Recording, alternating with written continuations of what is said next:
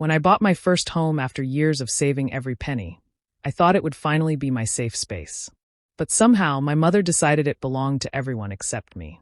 Let me take you through what happened, because at first, I couldn't even believe it myself. I'm Alara Quinn, 29, and I've always been quiet, independent, and careful with my money. I worked 2 jobs for years to finally buy my own house, a small but cozy place where I could finally feel like I had control over my life. I imagined decorating it exactly how I wanted, inviting friends over without worrying, and just enjoying my own space. I never imagined that the first people to move in wouldn't be friends or roommates, but my own family. The day I invited my mother, Denise, and my 3 sisters, Marley, Tessa, and June, for dinner to show off the house, I was proud. I thought it would be a warm, happy evening. Marley, the eldest at 32, is loud and always expects the world to revolve around her. Tessa, 27, can be sneaky, always trying to get what she wants without asking. And June, 25, has this quiet, passive-aggressive way of making her feelings known without saying much. My mother, Denise, has always had a controlling streak, but I thought today would be different. As we walked through the rooms, I noticed my mother starting to assign spaces. She pointed to the guest room and said, "Marley, this one's perfect for you." Then the office. "Tessa, you can set up here." And finally, the small storage room. "June, this will work for you." I laughed at first, thinking it was some kind of joke. Maybe she just wanted to tease me. But when I looked at them, I realized they were serious. I tried to brush it off, saying, "It's just a visit, we'll figure it out." But my mother gave me this look, one of those looks that made it clear she thought I should be grateful.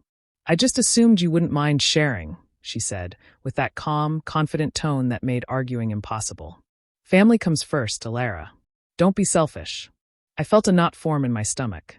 This was my house. My money had paid for every inch of it. Yet here they were, acting as though they owned it, and my mother expected me to smile and accept it. That night, as I lay in bed, I couldn't stop thinking about it. How had my dream of having a safe, personal space turned into a place where I already felt like a guest in my own home? I realized then that this wasn't just about rooms or furniture. It was about control, boundaries, and respect. And if my family thought I would just let them take over without a fight, they were about to find out they were very wrong. I tried to talk to my mother calmly, hoping she would understand. "Mom, this is my house," I said. "I paid for it. My name is on the mortgage. I can't just let everyone move in like it's theirs." I thought she would see reason. I was wrong. Denise's face tightened, her voice sharp with offense. "Selfish, Alara? Is that what you think I am? I'm only trying to help my family. You don't need all this space for yourself." She made it sound like my desire for privacy was a terrible character flaw, and suddenly I felt small, like I was overreacting. Before I could respond, Marley barged in with a box of clothes. "I'll just put these in the guest room," she said, ignoring my protests. Tessa followed with a small dresser, claiming the office would be perfect for her things. June came last, quietly arranging a few decorative items in the storage room, her passive glare daring me to say anything. My protests sounded weak, even to me, as if I had no right to stop them. Denise smiled at me, like I was being difficult for no reason. "You're not married, Alara. You don't need all this space. Why not share it with your family?" She said it like sharing a home was natural, expected, and my refusal made me unreasonable. I tried to tell her that I needed boundaries, that this was my hard work and my sanctuary, but each word was twisted into guilt. I began to feel trapped, like my own home was a cage designed to make me feel selfish for wanting normal things: privacy, control, and respect. I watched them move around my house, arranging furniture, and leaving their belongings in my rooms. They didn't ask, they didn't pause to check if I was okay. Every time I opened my mouth, Denise would cut me off with some reminder that family comes first or that I was being ungrateful. The room felt smaller by the minute, not because of the boxes and furniture, but because of the weight of their entitlement pressing down on me. That night, I lay awake in the quiet of what was supposed to be my bedroom, staring at the ceiling. The house was dark, but I couldn't sleep. I kept thinking about how easily they ignored my boundaries, how quickly they treated my space as their own. My stomach churned with frustration and sadness. For so long, I had believed family meant support and understanding, but tonight, it felt like manipulation and guilt were the tools they used to control me. I realized, with a sinking feeling, that my family had never really respected me, not my choices, my money, or my space. And in that moment, I understood that this was only the beginning. If I didn't learn how to assert myself, my house, my sanctuary, would continue to be a battlefield, and I would always feel like a guest in my own home. Denise came to me one evening with that familiar calm, almost sweet tone. "Elara, why don't you just let them stay until they get settled? It won't be forever." I hesitated, feeling a mix of frustration and doubt. I wanted to say no, but her words carried that weight that made refusal feel wrong. So I agreed, reluctantly, just to avoid another fight. I thought it would be temporary. I was so wrong. Weeks passed, then months, and the house that once felt like mine began to feel like theirs. Tessa painted the walls of the office without asking, choosing colors that clashed with everything I had envisioned. Marley started hosting small gatherings, which quickly grew into loud, chaotic parties that left empty bottles and trash in rooms that were supposed to be quiet. Even June, who usually stayed in the background, began leaving her things scattered everywhere, making it clear she considered the storage room her personal corner. And then Denise herself moved in. She claimed it was only temporary, of course, but she immediately took over my master bedroom, explaining that it was closer to the bathroom. I tried to protest, reminding her this was my house, my sanctuary, but she brushed it off with a sigh. "Elara, you're being dramatic. You should be grateful to have family around," she said, as if her presence was a gift I should cherish rather than an intrusion I had every right to resist. At first, I tried to enforce little rules, asking Tessa not to paint without permission, requesting Marley to keep the noise down. But every time I spoke, it felt like a battle I was destined to lose. My voice seemed smaller, my concerns trivial. My protests were met with a mixture of feigned innocence, guilt, and manipulation. Denise had a way of turning my anger into proof of my selfishness, and soon I began to doubt myself. Maybe I was overreacting. Maybe I was the one being unreasonable. But deep down, I knew the truth. The peace I had fought for, the quiet sanctuary I had imagined when I bought the house, was slipping away. Every room they touched, every decision they made without me, reminded me that I no longer had control. My boundaries had been erased, replaced with a constant stream of justifications from my mother and sisters. I spent hours staring at the ceiling at night, feeling the weight of their intrusion pressing down on me. My home had become a place where I could barely think, a space where my privacy was a joke and my comfort was ignored. I felt trapped in my own life, my independence overshadowed by the presence of people who refused to respect the simple fact that this was my home. I knew I couldn't continue like this forever. Something had to change, but for now, I had to endure. The house was no longer mine in spirit, and each passing day reminded me just how far they had overstepped, and how carefully they were eroding everything I had worked so hard to build. I came home one afternoon expecting the usual chaos, but what I found stopped me cold. My childhood dresser, the small bookshelf I had saved up for in college, and even the little nightstand my father had made me, all gone. I turned to Denise, my voice trembling. "Where's my furniture?" She looked at me with that same calm, practiced smile. "Oh, I donated it," she said. "Someone needed it more than you did. I thought it was the right thing to do." I couldn't believe what I was hearing. "You donated my things?" Without asking me. Denise shrugged as if I were overreacting. But then June, in a rare moment of honesty, let something slip. "Mom said you agreed, that you were fine with us living here permanently," she murmured, her eyes wide as she realized what she had just revealed. I felt my stomach drop. Agreed? I had never agreed to anything. Every protest, every uncomfortable conversation had been ignored or twisted. And now, according to them, I had consented to give up my home entirely. I confronted all of them at once, my voice shaking but determined. "You can't just take over my house.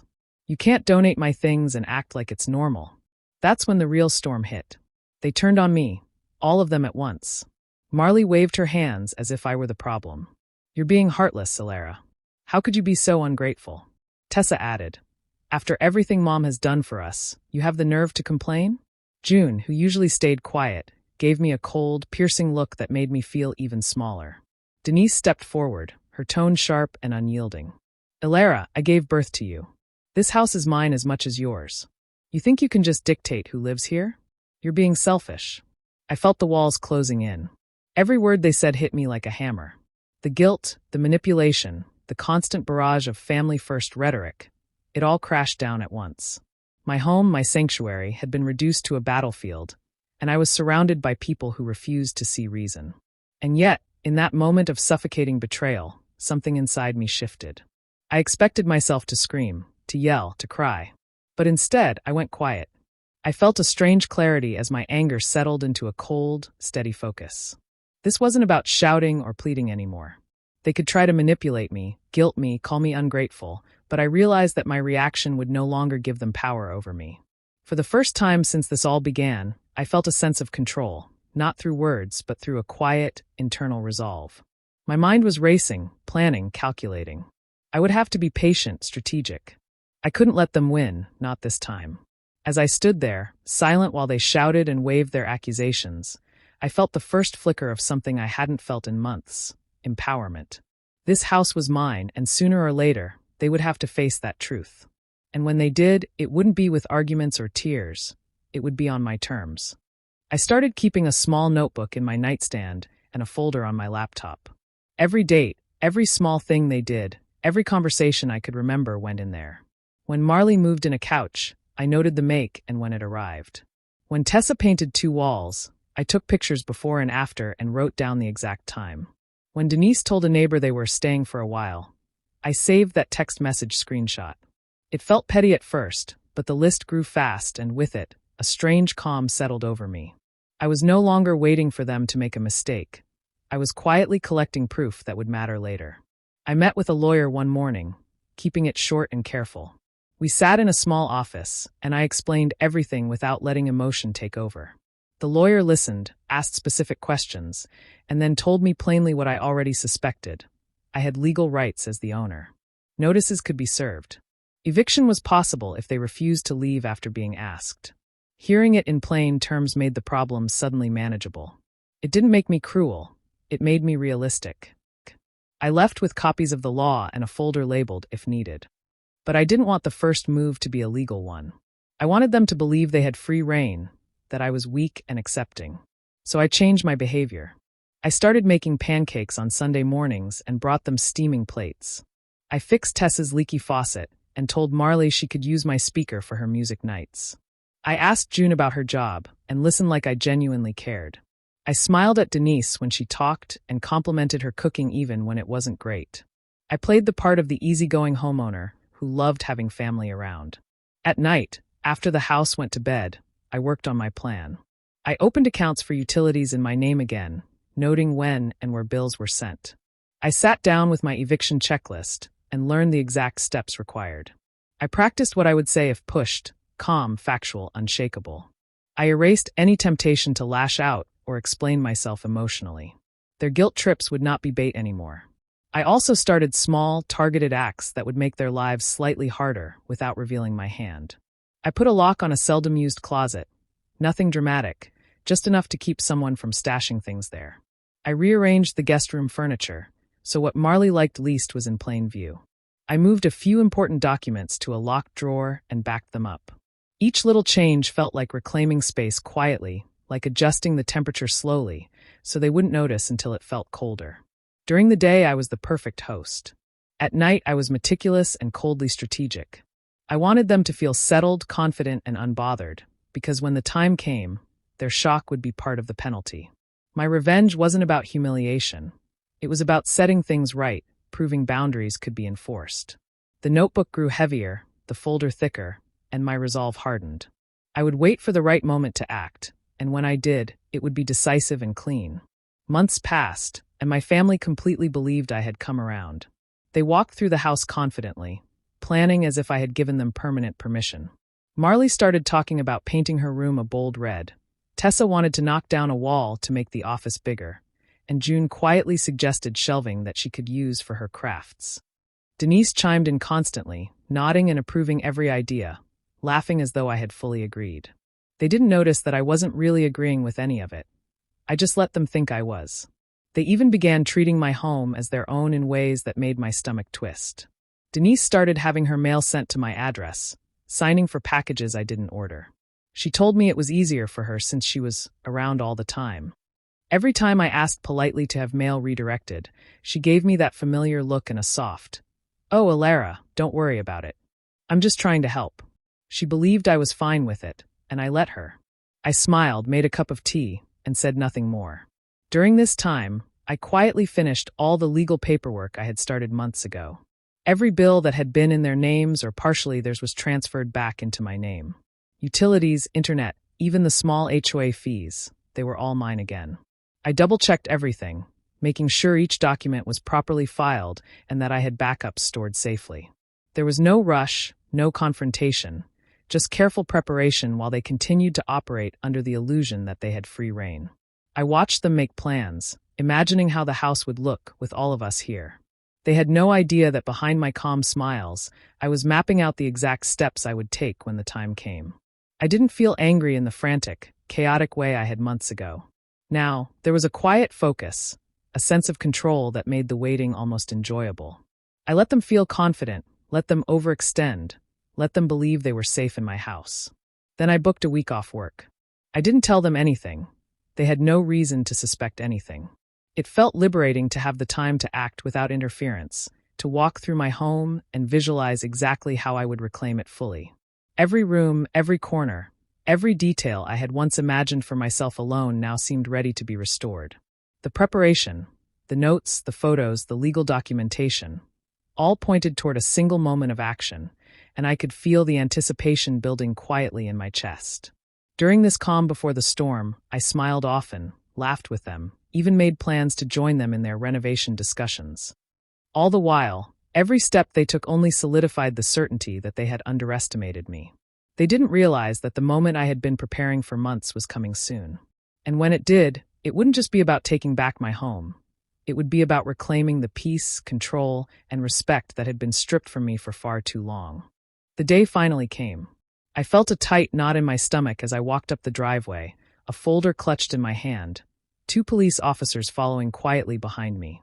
I had spent months preparing for this, and yet the weight of it felt heavier than I had imagined.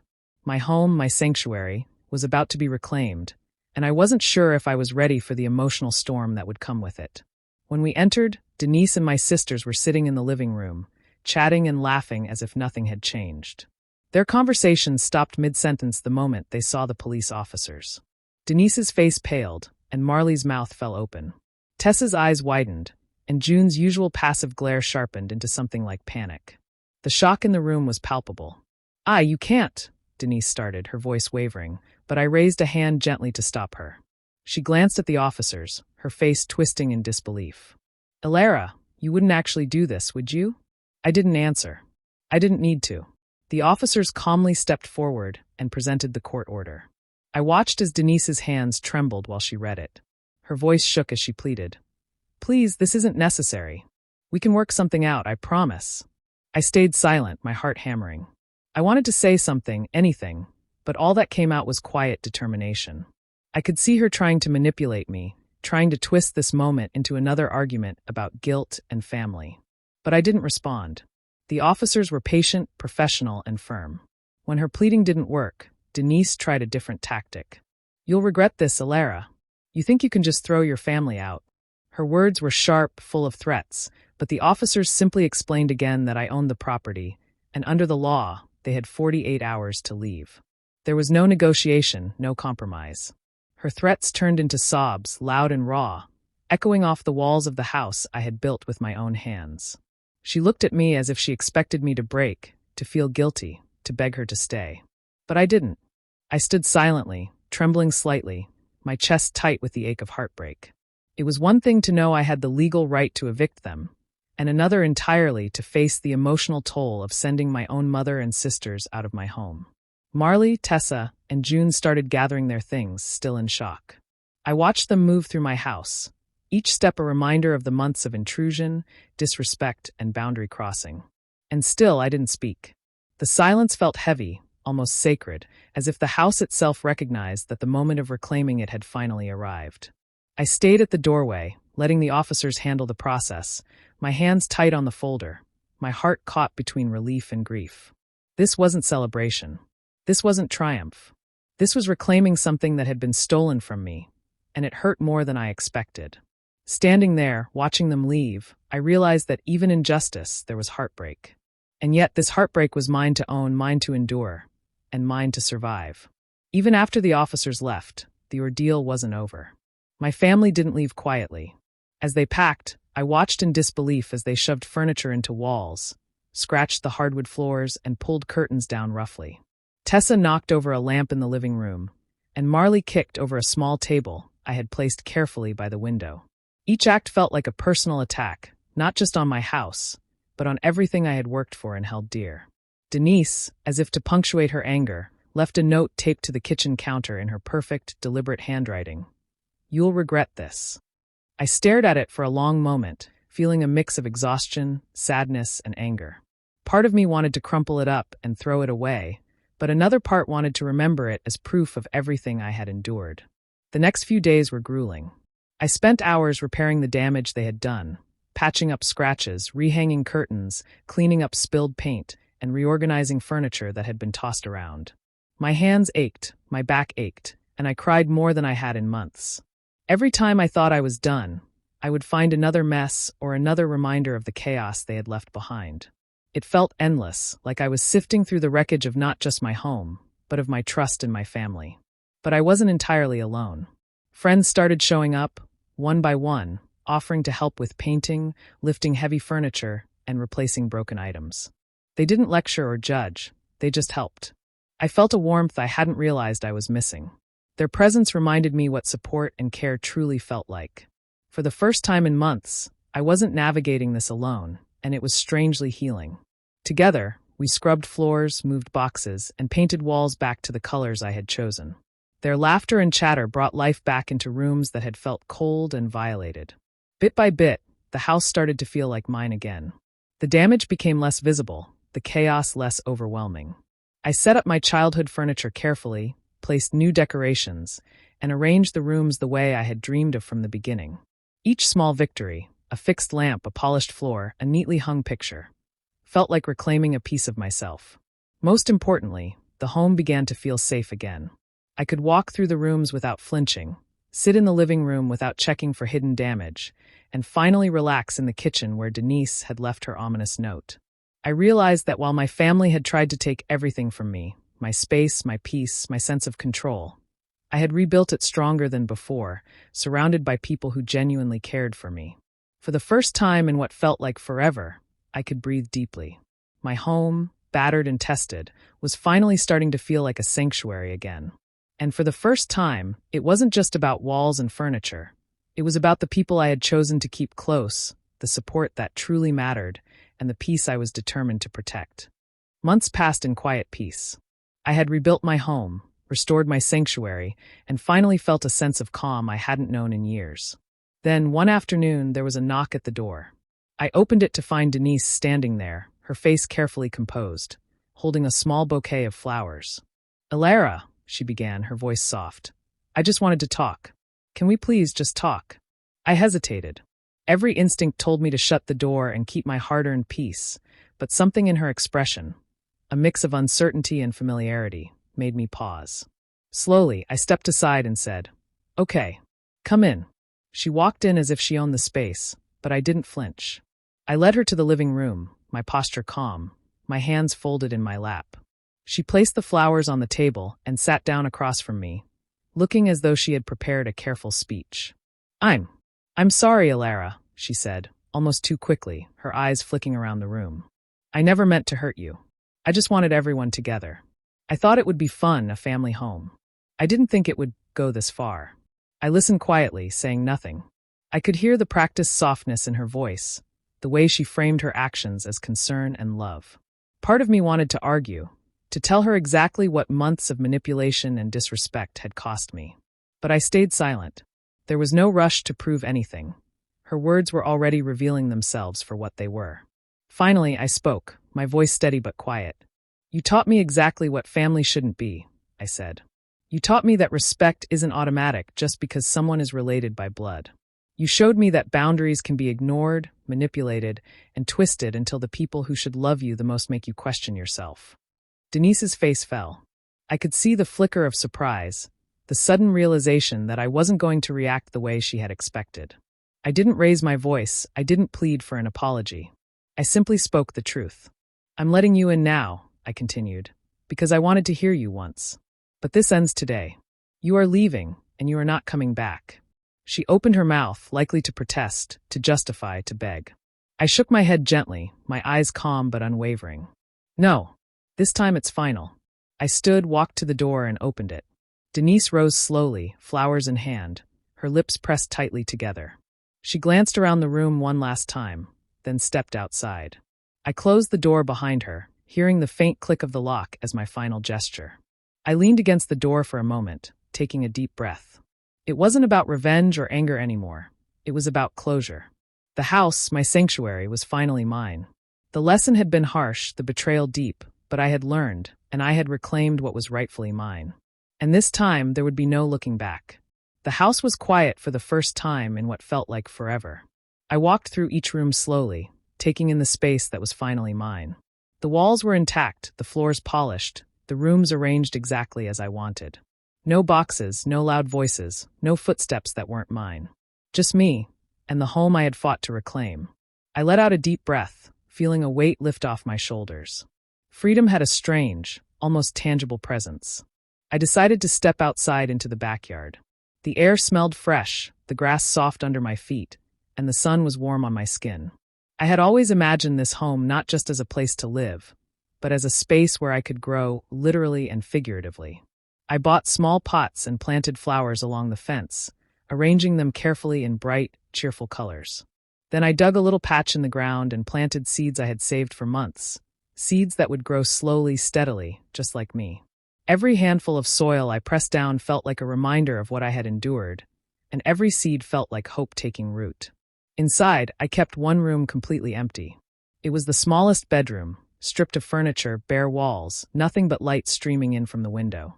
I didn't leave it for anyone else. It wasn't for my sisters or my mother. It was for me, a symbol of boundaries, of reclaimed space, of the life I had fought to protect.